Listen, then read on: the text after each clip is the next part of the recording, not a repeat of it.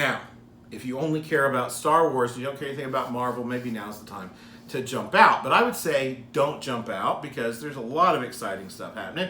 And we're going to talk about that a little bit. Now, I know you and I have talked briefly about some of those things. Yes. But we're just going to recap really quickly. And then you guys, if you haven't heard about these things, jump down in the comments. We'll talk about that stuff down there. But among the many new things that have been talked about at D23 or announced at D23, we know that WandaVision is coming. We know that that's been coming. Disney Plus. Streaming and confused by the concept it's considered to be both a sitcom and a Marvel adventure.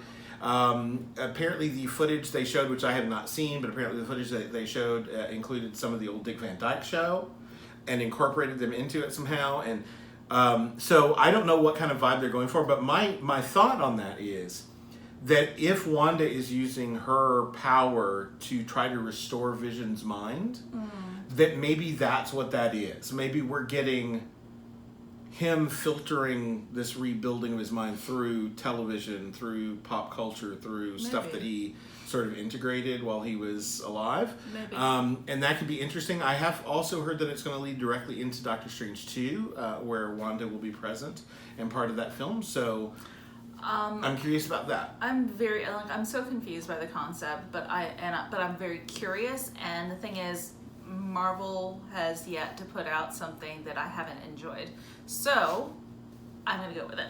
Sure, that's all I have to say about it. Very little information on the Hawkeye series, although we still know it's coming, of course, and very little information on.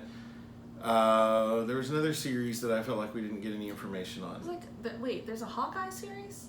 There's a Hawkeye series. No, I feel like I didn't know that at all. Yeah, they announced that quite a while ago. It's going to be about him training Kate Bishop to be his replacement or whatever. Okay. Yeah, that's happening. We got some information. Let's stick with Disney streaming for now.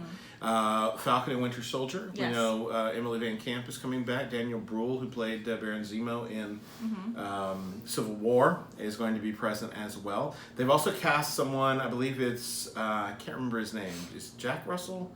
No, that's a terrier.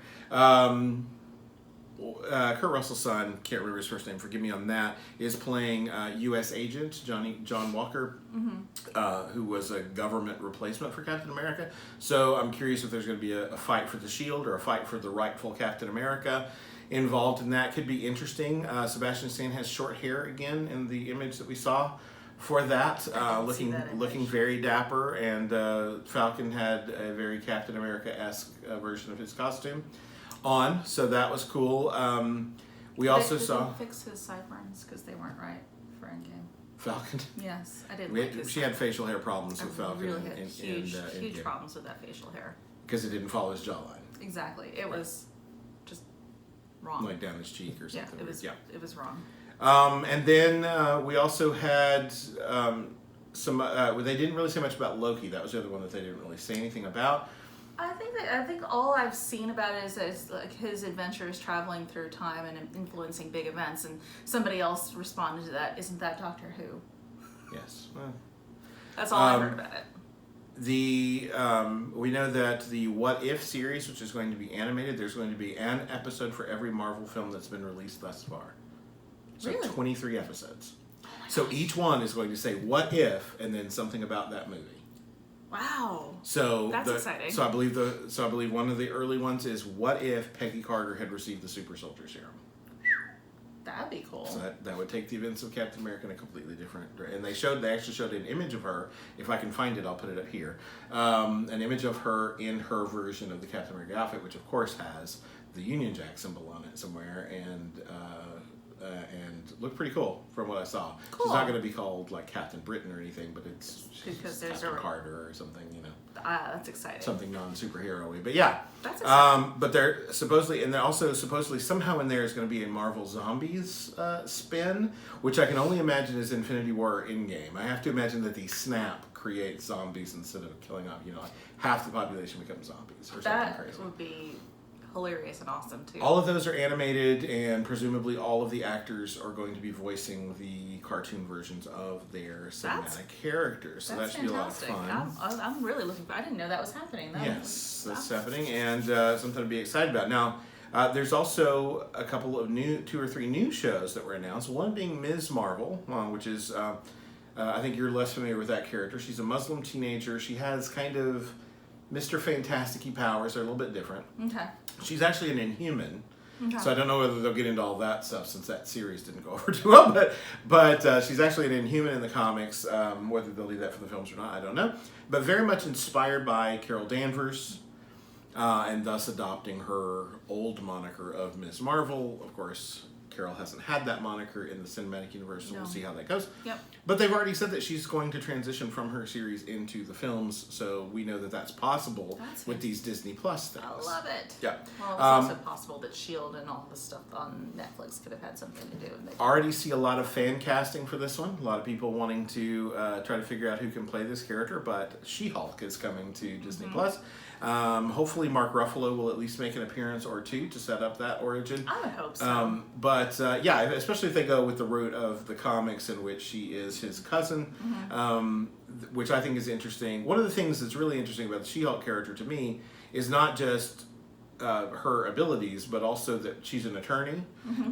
She's right up there with Matt Murdock as being a prevalent attorney, that anytime someone needs an attorney, they show up. Spider-Man's in trouble.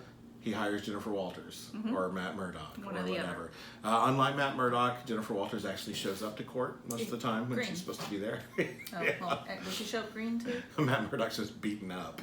Black eyes and broken bones and such. It's fine to see fights with blind guys, man. But yeah. But anyway, so that's coming. Like I said, a lot of fan casting happening online. And then the one I'm most excited for is Moon Knight. I'm super excited about that too. If you're not familiar with Moon Knight, most people just consider Moon Knight to be a Batman ripoff that Marvel's done. I don't think so. I've always admired Moon Knight. Now I can see the similarities for sure, and I don't doubt that that's maybe where that thought started. But they've evolved the character so much so, and then the dealing with that character with mental health issues, with personality disorders and that kind of thing. Like, there's a lot there. So I'm very happy to see them kind of delving into that, and I hope he's one of those characters that makes his way onto the big screen after a successful run on the small screen. They also announced that Black Panther 2 is coming. Ryan Coogler will be back to direct that. They made that announcement. And we know that Black Widow is coming in May of next year, I believe. And they already had some shots from that. I haven't seen those yet. I think it's just a couple of quick little takes that weren't finished, but posters unveiled, costumes unveiled, that kind of thing. Lots of exciting stuff happening. Now, to the one negative thing that was happening all around D23, I see from the face, you know what I'm talking about. We know that Sony and Marvel Studios have, at least temporarily, parted ways when it comes to Spider-Man, Tom Holland Spider-Man specifically. The official reports say that it's a done deal, that they're done with this partnership, that they're walking away and going their own separate ways. My hope is that cooler heads will prevail, that they'll come back to the table and figure something out.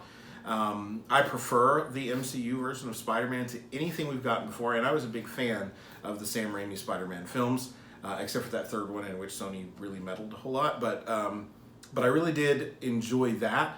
However, they've had a real hit and miss run of Spider-Man stuff, and people say, well, but they've done a great job with Into the Spider-Verse, but we know that Kevin Feige was behind the scenes helping and prompting and leading some of those projects and just not getting credit for it. So I'm not sure how much I trust Sony with that property. Now, it's theirs. Legally, they can do what they want to with it. I don't have a problem with them exercising their legal rights at all. No. But I think for the good of the character, and it seems to be, at least according to what I'm seeing online, what most of the fans want, I'd like to see the character stay. So I've got two thoughts on that whole situation. My first thought is, how much is Disney willing to pony up to buy Sony? Because pretty much they've got everything else. So I think that would push them into monopoly territory, so I don't think that's a possibility. So that's not a possibility. Then how much are they willing to sacrifice for fines to just go ahead and do it anyway and take Tom Holland and have him break his contract and just pay that off anyway? Well, I don't know I don't know what the legalities are around all of that, but I do think that what Marvel could do, if cooler heads prevail. So my understanding is, and I will post a link to the Comic Pop discussion about this very thing. Sal over at Comic Pop, hi Sal, actually Went really did some decent research into what the contracts actually stipulated in this partnership. So what was happening was that Marvel was paying for those films to be made for Sony. They paid for Homecoming. They paid for Far From Home. Their cut in both of those was 5% of the first day's take. So it ended up being like less than $4 million that they made off of the box office of those films. But, lest you feel sorry for Disney, they also got to use Spider-Man as they wanted in the MCU films. So in the Civil War and the two Infinity War and Endgame films, they got to use him without having to pay to borrow the character or anything like that. They got to do that as they pleased. They also, when back in I think it was in the 80s or something, that Marvel sold, they were in financial trouble. This is long before the MCU was a thing. They sold the film rights to Sony, but they did not sell the manufacturing and production rights to Spider-Man. So anytime Sony puts out a Spider-Man movie, Marvel makes money on backpacks and lunchboxes and notebooks and everything else action figures and whatever else that they put out that's Spider-Man related. So I'm not saying that you should feel sorry for Disney/Marvel. That's not the point. The point is that I would like to see the character remain in the MCU. What I love about comics is when characters come together. I want to see Spider-Man with Johnny Storm, who's his best friend in the comics. I want to see them together in a movie. I want to see Spider-Man interact with Wolverine. I want to see those interactions because that's what I love about comics. I do too, actually. I really enjoyed the single ones, but I really enjoyed the team ups so much more. But I just, like, a little light bulb just flew over my head. Where it went. But you said Johnny Storm, and I was like, wait a second. Chris Evans is now no longer Captain America. Can he come back as Johnny Storm? That would be amazing. That would be pretty funny. That would be really. Of course, funny. we also have Michael B. Jordan as Killmonger, who also played Johnny Storm in Fantastic. So both Johnny Storms have come over to the MCU. So that's pretty funny. Let's just have like a Johnny Storm off. Yeah.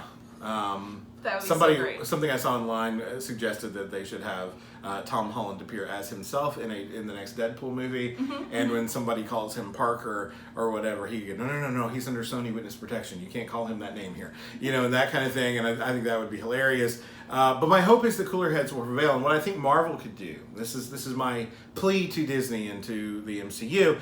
I think if you were to offer a little bit of the manufacturing side of what you've got going, you're making billions of dollars off of Spider-Man merchandise. So come back to the table and say, look, let's keep the deal that we had, or maybe do a little bit of a different split. And in return for you considering that different split, we'll offer you 10%, 15%, whatever you think will get the deal done. I think that could be really helpful in making that happen. Now, the word from D23 is that Tom Holland's fine if they continue to make movies, and he's going to continue being Spider-Man with or without the MCU, although he will miss being in the MCU. Word from Kevin Feige is that we told the story we wanted to tell. I think these are negotiation tactics. I think this is just, we're going to say what we have to say to get past this thing right now.